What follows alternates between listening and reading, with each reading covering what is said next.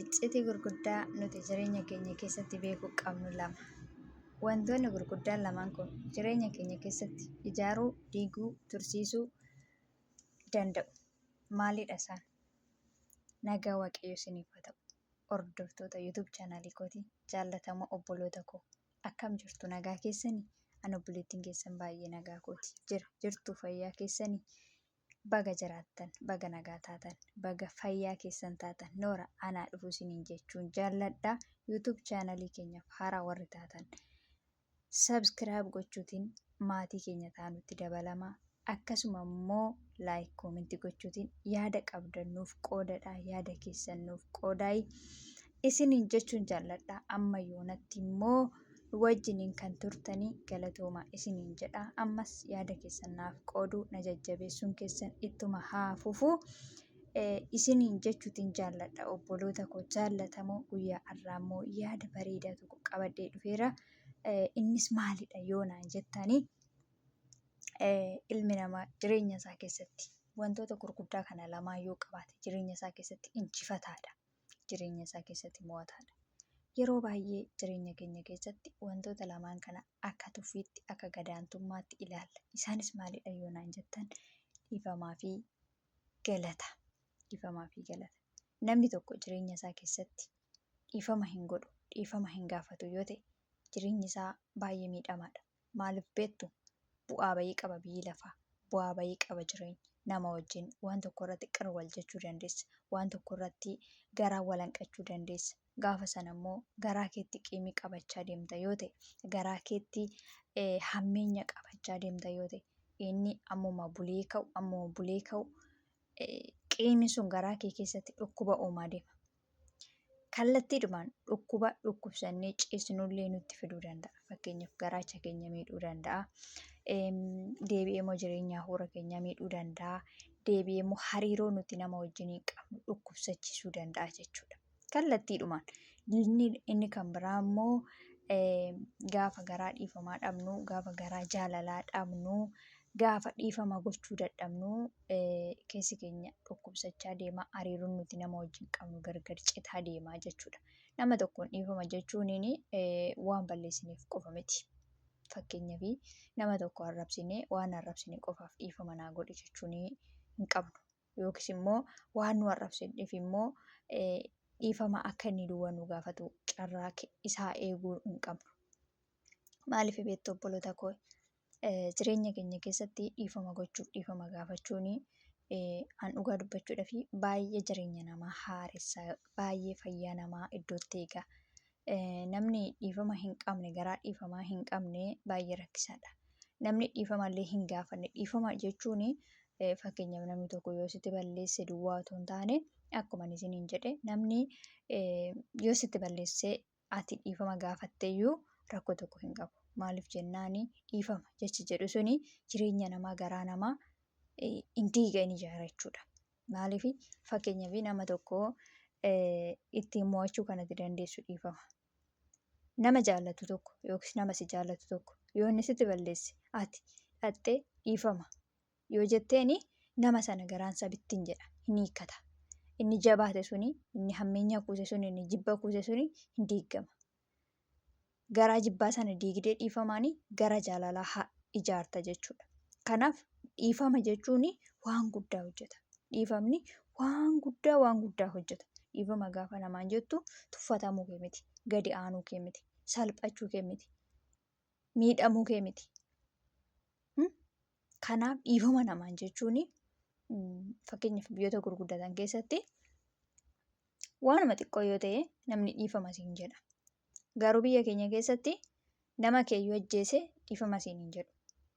Amma barbaade si arrabse, amma barbaade si miidhee, hamma barbaade sirratti taasee, amma barbaade waan barbaade si godhee namni dhiifama siin hin jedhu. Maaliif jennaan yeroo tokko bartee yookiis immoo aadaa ta'e jechuudha. Kanaaf dhiifamni jireenya namaa haaressaa, jireenya namaa ijaara. Dhiifama gochuu dhiisuu fi dhiifama gaafachuu dhiisuun garuu jireenya namaa diiga. Fakkeenyaaf amma namoonni tokko dhiifama jennaan bakka itti baduu dhiisetu waanumti barbaade gadi babbadee dhugaadhaa inuma dhiisu jechuudha. Namoonni gaafa dhiifama ittiin jedhamu garaan isaanii in hiikkama jechuudha. jibbarraa hiikama jechuudha. Bakka garaan namaa inni dhakaa ta'e suni hin bittinnaa jechuudha. Hin caccaba jechuudha lapheen namaa. Kanaaf dhiifama namaan jechuun nama wajjin hariiroo gaarii akka qabaatan godha. Dhiifama namaan jechuun waan darbe sun akka deebi'ee hin argamnetti jireenya haaraa akkati jalqabdu si godha. Fayyummaa namaatiif illee dhiifamni murteessaadha. Fakkeenyaaf sagalee waaqayyoo keessatti namni dhiifama namaaf hin goone dhiifama hin argatu jedha. Maaliif jennaan namni tokko yoo namatti balleessee fakkeenyaaf ittumayyuu badee jechuudha nama tokkotti fakkeenyaaf yoo natti badee amma namni tokko yoo natti balleesse nama sanaaf dhiifama gochuu yoo hin dadhabe waaqayyo biraatii uumaa koo biraatii dhiifama hin argadhu jechuudha. An dhiifama hin goone waan ta'eef dhiifama akkamittiin argadha? Deebi'ee immoo ani dhiifama namaaf hin godhu yoo ta'e dhiifama nama hin gaafadhu yoo ta'e fayyuu hin danda'u, hiikamuu hin danda'u, eebbifamuu hin danda'u, milkaa'uu hin danda'u jechuudha. Jireenyi koo qabamaa ta'a jechuudha. Mudannoo dhugaa tokko isinittiin hima obboloota koo. Yeroon isaa xiqqoo tureera. Yeroo sana baay'ee kadhata qabna.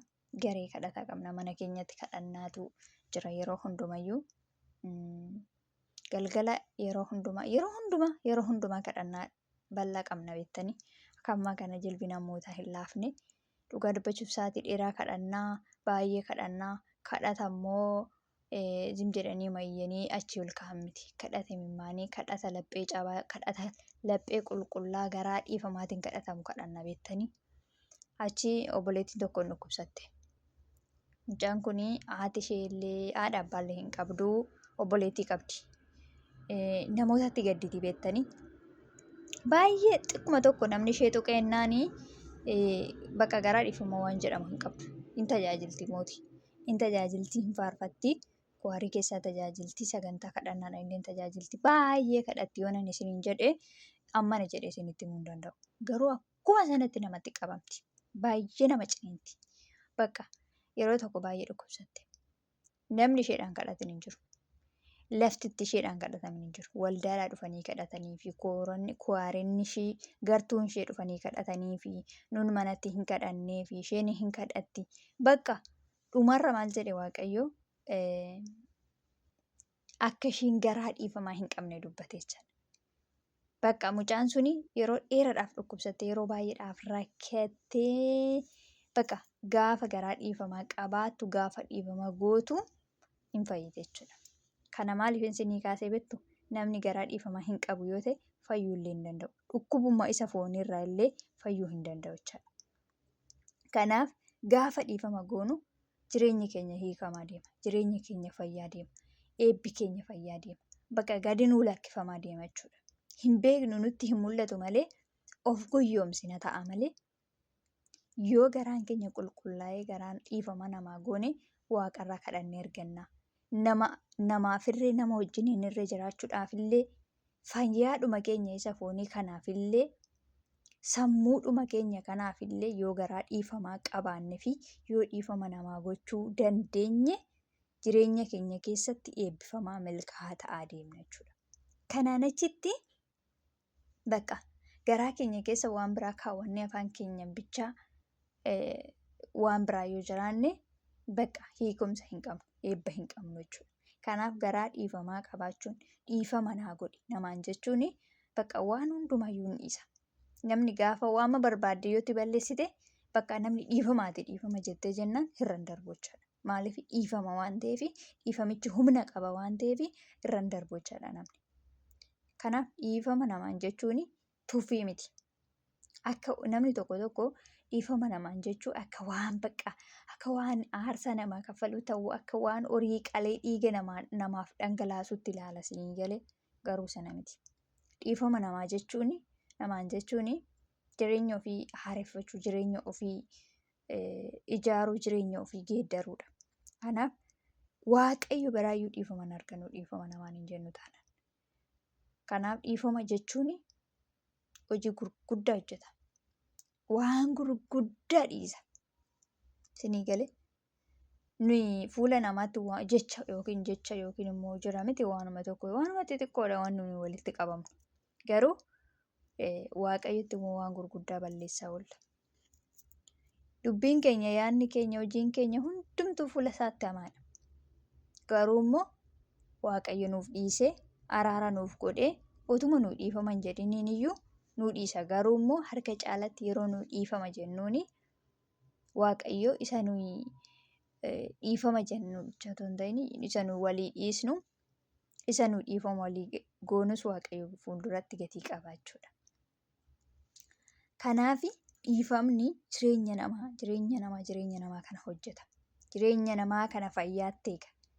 Namni dhiifama namaa hin goone, namni dhiifama hin qabne garaachi isaa luqqa'ee bifti isaa dhumee dhugaa isiniin jedha. Gadhumaa adeema namni dhiifama hin goone. Garaa isaa keessatti namni dhiifama hin goone bakka ulfaataadha jechuudha.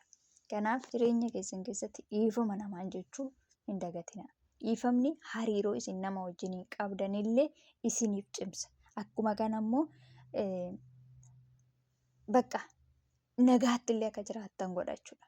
Isa darbe sana dagatanii bakka dhiisanii jechuudha. Dhiisanii bakka akkuma waan hin godhamnetti, akkuma waan hin ta'initti dhiisanii nama wajjin akka jiraatan godha jechuudha. Dhiifama namaan jechuun. Dhiifama namaan jechuun tuffatamuu miti. Wallaalummaa miti. Beekumsa, ogummaa isa guddaadha waan ta'eef jechuudha. Inni kan biraa immoo waanuma xiqqoon tokko yoo nu ta'e galatoome. Yoo namaan jenne kunis nama wajjiniin baay'ata akka gammachuudhaan nagaadhaan jiraannu nu godha.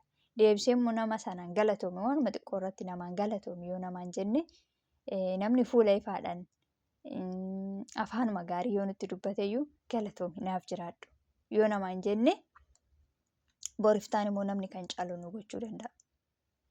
Maaliifii galata sanatu waan biraa dhalee waan ta'eef jechuudha.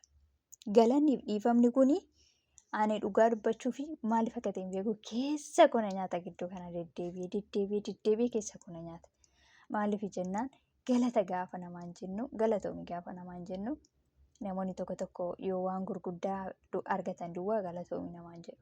Fakkeenyaaf akkuma dura isiniin jedhe biyyoota bakkee kanatti biyyoota gurguddatan keessatti namni bakka jira miti sirraa bareedeera yoo namaan jedhellee galatoomi ulfaadhu siin jedha namni. Garuu biyya keenya keessatti utuma bakka jira miti dhiiguma ta'udha.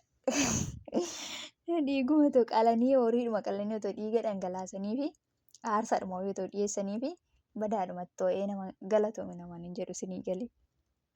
Sun immoo namni carraa balbalaan biraallee banee akkasiin gargaarre, balbala biraallee banee akkasii wajjin hin jiraanne, akkasittiin dhiyaanne godha jechuudha. Nuni waan tokko namarraa fudhachuudhaaf duwwaa nama galateeffanna yookiin immoo nama dhiifama nama gaafanna otoo hin taane bakka jireenyichi galataa fi dhiifama qabu kun galateeffannaan fi dhiifamni kun waa hojjetu, hojii gurguddaa hojjetu jireenya keenyatti. Mee isin iyyuu itti yaada, taa'atumatti yaadame dhiifama bakka dhumeera, galatoome bakka sirrateera. Isinii galee kanaaf jireenya keenya keessatti waanuma arganneef waaqayyoonis namas galateeffachaa. Akkuma kana immoo dhiifama gaafachaa. Laphee keenya iddoo dhiifamaa sanatti hidhannee bakka waan ta'e sana dhiisnee keessaa baanee bakka abbaan barbaade waan barbaade haa jedhu dhiisnee bakka dhiifama jennee dhiifama goone keessaa ba'u. Dhiifama goone irra taananii sammuun keenya nagaadha. Dhiifama goone irra taananii lapheen keenya fayyaadha. Dhiifama goone irra taananii bakka jireenya keenya kun hojjetameera dhumeera jechuudha. Dhugaa waaqayyoon isiniin jedha. Mee amantii ilma barbaaddan keessa jiraadha. Mee waanuma barbaaddan dhagaa, waanuma barbaaddan itti amanaa, waanuma barbaaddan godha. Garuu dhiifamni kun hojii gurguddaa hojjeta. Dhugaan isiniin jedha. Fakkeenyaaf mee manuma hojjetan keessatti gaafa qodaa tokko cabsite yookiin immoo gaafa waan tokko isin harkatti bade gaafa dhaxxanii nama abbaa aangoo yookiin jala hojjettan sanaanii dhiifama akkas ta'e yoo jettaniin maal godhu? Bakka ishii ittiin deebinsiin hin jedhu miti. Garuu immoo yoo dhoksine akkam ta'a? Maaliif na dhoksite? Maaliif akkas goote? Jedhamee dubbii kan biraa dhala jechuudha. Isinii galee kanaaf dhiifamni hojii gurguddaa hojjeta. Jireenya keenya keessatti immoo numaaf mataa keenyaaf ofii keenya wajjin jiraachuudhaaf dhiifamni ofiidhuma keenya wajjin nama wajjin miti. Ofiidhuma keenya wajjin jiraachuudhaaf dhiifamni hojii gurguddaa hojjeta. Kanaaf dhiifamaaf galateeffannaa amaleeffachuu nurra jiraata. Isiniin jechuun jaalladha. Amaleeffadha. Galatoomi namaan jechuu bara. Bara yeroo inni isiniin jedhu amaleeffadha irra deddeebi'aati. Nama galateeffadha. Waaqa galateeffadha. Bakka namnis namarraa galata hin barbaada isinii galee. Akkuma kana dhiifama. Dhiifamni immoo hojii gurguddaa hojjeta. Galannis hojii gurguddaa hojjeta. Kanaaf kanaan lamaan yoo amaleeffanne, kanaaf jireenya keenya keessatti wantoota kana lamaan yoo amaleeffachaa deemne jireenya keenya hojjetachaa deemna. Jireenya keenyatti yoo madhabne iyyuu bakka yoo waanumti jiraate yoo waanumti dhabame yoo dhabame garaan keenya dhiifama qabaata. Nama dhiifama gaafata. Akkasuma immoo bakka dhiifamuma keessa jiraanna yoo ta'e jireenya keenya eebbifamaadha. Bakka waanumti eebba jechuun manni keenya qabeenyaan badhaadhummaadhaan warqeedhaan meetiidhaan albuudhaan guutuu otoo hin taane bakka sammuudhumti nama nagaa ta'e nagaa rafanii nagaa ka'uun eebba guddaadha. Kanaaf garaa dhiifamaa, garaa jaalalaa akkasuma immoo garaa galateeffatu qabaadhaa isiniin jechuun jaalladhaa. Yoo isinitti tole laayik koomentii godhaa, sabskiraabii godhaa, nu jajjabeessaa, yaada qabdan nuuf qoodaa. Isiniin jechuun jaalladhaa, isiniin jaalladhaa, isiniin kabajaa. Hordoftoota Galaa Dhalootaa viidiyoo biraan hamma walitti deebinutti nagaan naaf turaa. Eebbifamaa nagaan naa turaa. Isiniin jaalladha.